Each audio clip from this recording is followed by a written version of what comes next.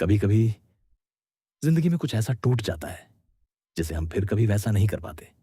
एक सपना, एक रिश्ता, एक परिवार, हमारा स्वास्थ्य, या शायद हम खुद। और सबसे मुश्किल बात यह नहीं होती कि कुछ टूट गया। सबसे मुश्किल सवाल होता है, अब इसका क्या होगा? क्या मेरी जिंदगी फिर कभी पहले जैसी होगी? क्या इन आंसुओं का कोई अर्थ है?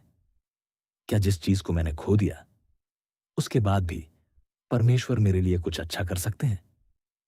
अगर आज आपके दिल में भी ऐसा कोई सवाल है तो आज की यह बात आपके लिए है, क्योंकि परमेश्वर का वचन हमें एक ऐसी आशा देता है जो हमारी परिस्थितियों पर निर्भर नहीं करती। रोमियो 8:28 में लिखा है कि जो लोग परमेश्वर से प्रेम रखते हैं उनके लिए सब बातें मिलकर भलाई उत्पन्न करती हैं। ध्यान दीजिए, वचन यह नहीं कहता कि सब कुछ अच्छा है। वह कहता है परमेश्वर सब बातों को लेकर भलाई उत्पन्न कर सकते हैं। इन दोनों बातों में बहुत बड़ा अंतर है। दुख अच्छा नहीं है, विश्वासघात अच्छा नहीं है, हानि अच्छी नहीं है, अस्वीकृति अच्छी नहीं है, लेकिन परमेश्वर इतने बड़े हैं कि वह हमारी सबसे कठिन परिस्थितियों को भी अपनी योजना में इस्तेमाल कर सकते हैं। और शायद आज आपको यही याद रखने की जरूरत है। हम अक्सर अपने जीवन को उसकी वर्तमान स्थिति से देखते हैं। अगर दरवाजा बंद है तो हमें लगता है कहानी खत्म हो गई। अगर रिश्ता टूट गया तो लगता है प्यार खत्म हो गया। अगर सपना पूरा नहीं हुआ तो लगता है परमेश्वर की योजना खत्म हो गई। लेकिन परमेश्वर पूरी कहानी देखते हैं, हम केवल एक पन्ना देखते हैं। वो पूरी किताब जानते हैं। शायद आज आपके हाथ में आपकी जिंदगी के कुछ टूटे हुए टुकड़े हैं। एक ऐसा सपना जिसे आपने बहुत सालों तक देखा लेकिन वो पूरा नहीं हुआ।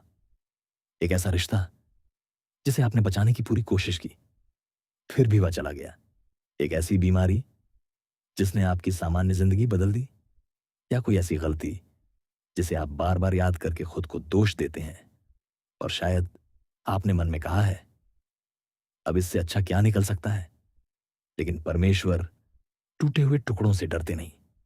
वह उस चीज को देखकर यह नहीं कहते अब इसका कोई उपयोग नहीं। एक कहानी यूसुफ को याद कीजिए। परमेश्वर ने उसे एक सपना दिया था, लेकिन उसके बाद उसकी जिंदगी सपने की ओर बढ़ती हुई बिल्कुल नहीं दिखी।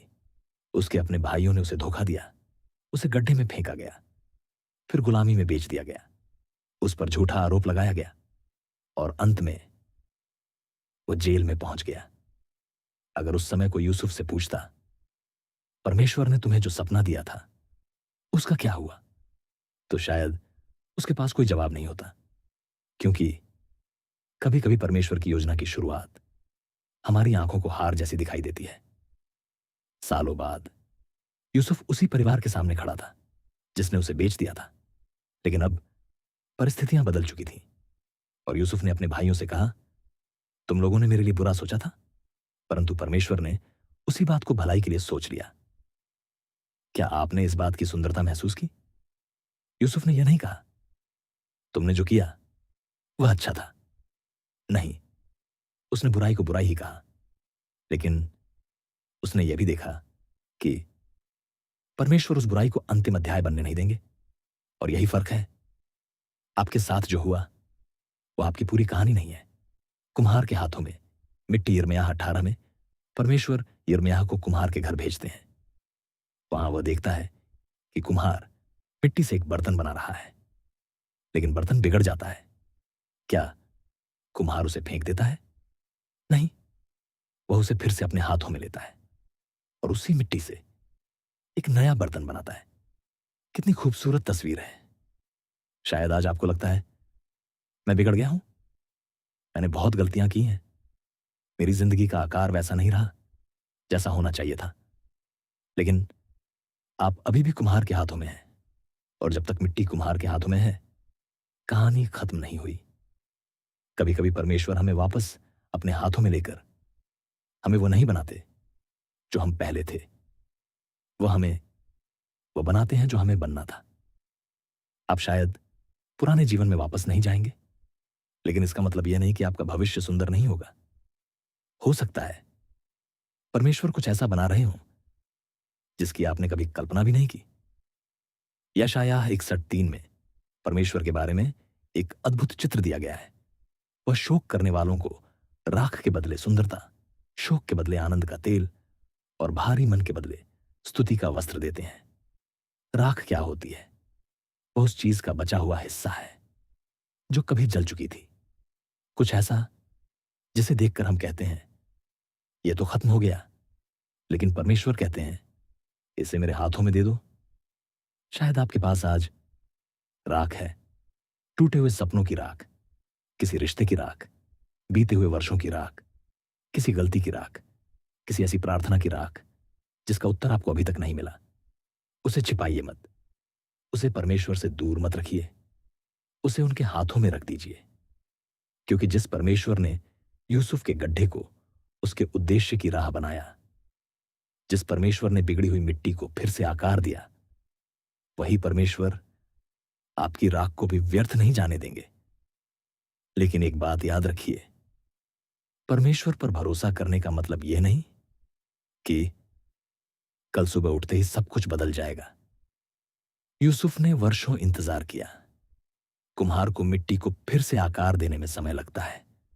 चंगाई भी अक्सर एक प्रक्रिया होती है। इसलिए अगर आपकी कहानी अभी अधूरी लग रही है तो घबराइए मत। अधूरा अध्याय अंतिम अध्याय नहीं होता। और अब हम केवल इन बातों को सुनकर आगे नहीं बढ़ेंगे। अब हम अपनी कहानी, अपनी चोट, अपनी निराशा और अपने टूटे हुए हिस्से परमेश्वर के सामने रखेंगे। जहां भी आप इस समय हैं, एक पल के लिए शांत हो जाइए। अपने दिल में उस एक चीज को याद कीजिए जो आज सबसे ज्यादा टूटी हुई महसूस होती है। उसे परमेश्वर से छिपाइए मत, उसे उनके हाथों में दे दीजिए। आइए अब हम सब मिलकर प्रार्थना करें। हे स्वर्गीय पिता, आज मैं तेरे सामने आता हूं अपने जीवन के हर उस हिस्से के साथ जो टूट चुका है। कुछ चीजें जिन्हें मैं दूसरों से छिपा सकता हूं, लेकिन तुझसे नहीं। तू मेरे दिल को जानता है। तू जानता है कि मैं किस दर्द को लेकर चल रहा हूं। तू उन आंसुओं को जानता है जिन्हें मैंने किसी के सामने नहीं बहाया। प्रभु, आज मैं अपने टूटे हुए सपने तेरे सामने रखता हूं।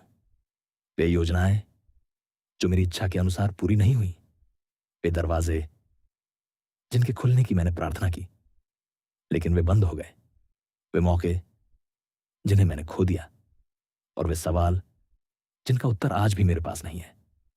पिता, मैं सब कुछ तेरे हाथों में रखता हूं। मैं अपने टूटे हुए रिश्ते भी तेरे सामने रखता हूं। वो रिश्ता जिसने मुझे चोट पहुंचाई, वो विश्वास जो टूट गया, वह व्यक्ति जिसे मैं खो चुका हूं, और वह दर्द जिसे मैं अभी तक अपने अंदर लेकर चल रहा हूं। प्रभु, मैं इसे अकेले उठाते उठाते थक गया हूं। आज मैं इसे तुझे सौंपता हूं। मैं अपने शरीर और अपनी कमजोरी को भी तेरे सामने लाता हूं। जहां दर्द है वहां अपनी उपस्थिति दे।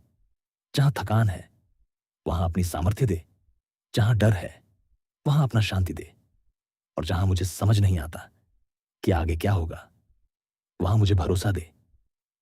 पिता, मैं अपने अतीत की गलतियां भी तेरे सामने रखता हूं। वे फैसले जिन्हें मैं बदल नहीं सकता, वे शब्द जिन्हें मैं वापस नहीं ले सकता, वे अवसर जिन्हें मैंने खो दिया, और वो व्यक्ति जो मैं कभी कभी अपनी ही नजरों में बन गया हूं। मुझे क्षमा कर। मुझे मेरे अतीत से परिभाषित मत होने दे। मुझे याद दिला कि मेरी सबसे बड़ी गलती भी तेरी कृपा से बड़ी नहीं है। प्रभु, आज मुझे विश्वास करना सिखा कि मेरी कहानी खत्म नहीं हुई। जब मुझे केवल टूटना दिखाई देता है, तब मुझे तेरे हाथ दिखाई दे। जब मुझे केवल राख दिखाई देती है, तब मुझे तेरी सुंदरता पर भरोसा हो।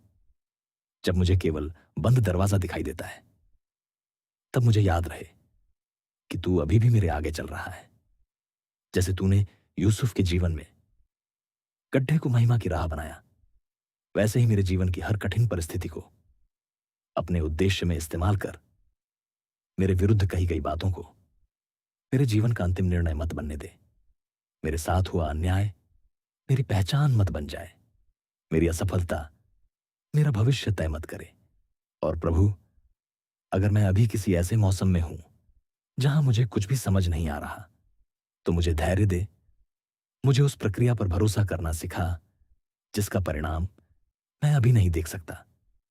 जब तू मुझे फिर से आकार दे रहा हो तो मुझे तेरे हाथों से भागने न दे। अगर मेरे अंदर कड़वाहट आ गई है तो मुझे नरम कर। अगर मेरे अंदर डर बस गया है तो मुझे स्वतंत्र कर।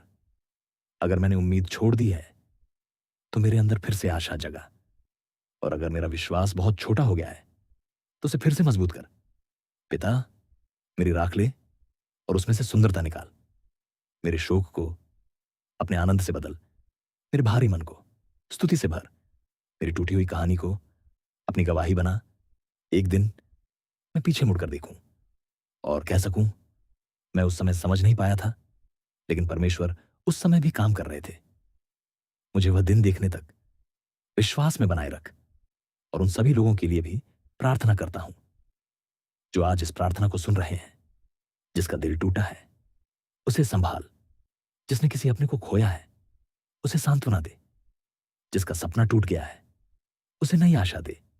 जो खुद को असफल समझ रहा है उसे याद दिला कि उसकी कहानी अभी बाकी है।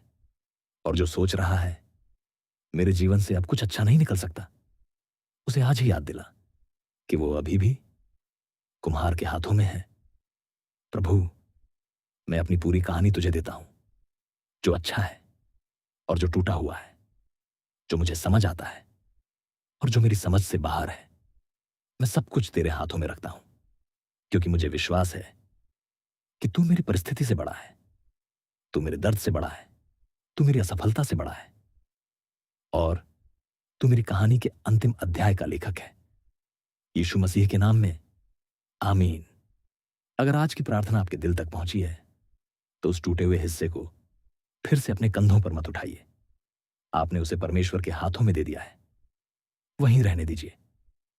हो सकता है आप अभी यह ना देख पा रहे हो कि परमेश्वर क्या कर रहे हैं, लेकिन इसका मतलब यह नहीं कि वो कुछ कर नहीं रहे। याद रखिए, टूटा हुआ होना और खत्म हो जाना एक ही बात नहीं है। आप अभी भी उनके हाथों में हैं और जब तक आप उनके हाथों में हैं, आपकी कहानी खत्म नहीं हुई। अगर आपके जीवन में कोई ऐसी बात है जिसके लिए आप प्रार्थना चाहते हैं तो उसे कमेंट में लिखिए। हम आपके लिए विश्वास के साथ प्रार्थना करेंगे। परमेश्वर आपको आशीष दें और उनकी शांति आपके साथ बनी रहे।